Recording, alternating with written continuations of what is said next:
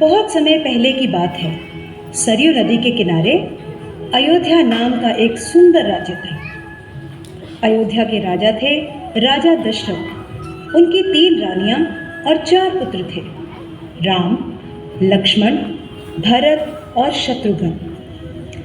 जब राजा दशरथ ने राम को राजा बनाने की घोषणा की, तब सभी लोग बहुत खुश हुए। लेकिन रानी कैकेयी खुश नहीं थी। महाराज, क्या आपको याद है आपने मुझे 2 वचन दिए थे? आज उन वचनों को पूरा करने का समय आ गया है।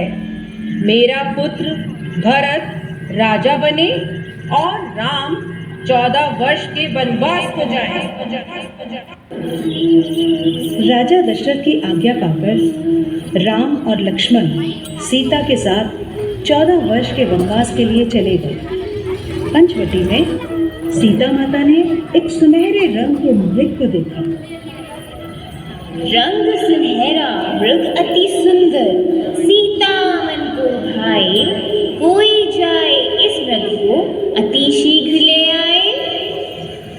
सीता माता की इस बात को सुनकर श्री राम मृग की खोज में जंगल की ओर निकल गए।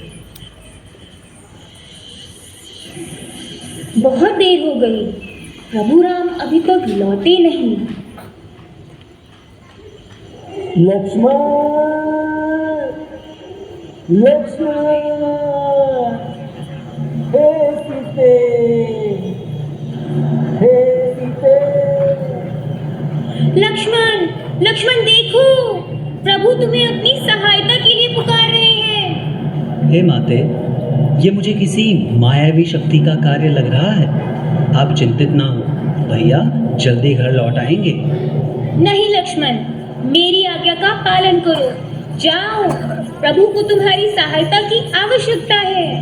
ठीक है माते, किंतु आप इस लक्ष्मण रेखा को पार नहीं करना।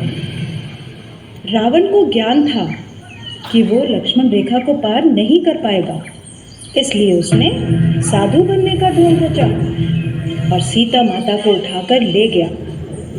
भिक्षाम देहि, भिक्षाम देहि। हे मुनिवर, भिक्षा स्वीकार कीजिए।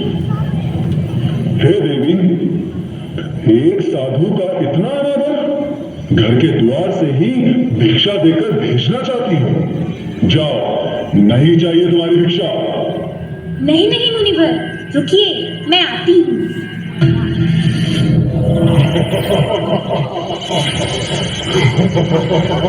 बचाओ, बचाओ, बचाओ, भैया लक्ष्मण, प्रभु राम, बचाओ, बचाओ, हे नाथ, मुझे बचाओ।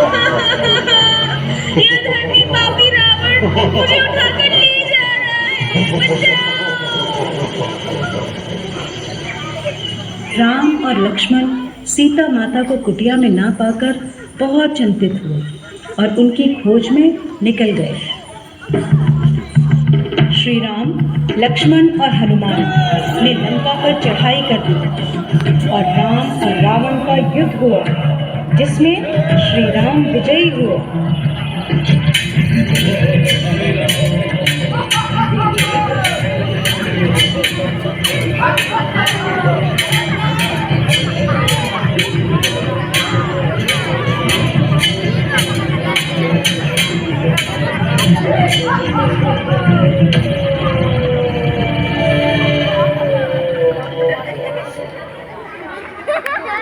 इसलिए इस दिन को विजयदशमी कहा जाता है।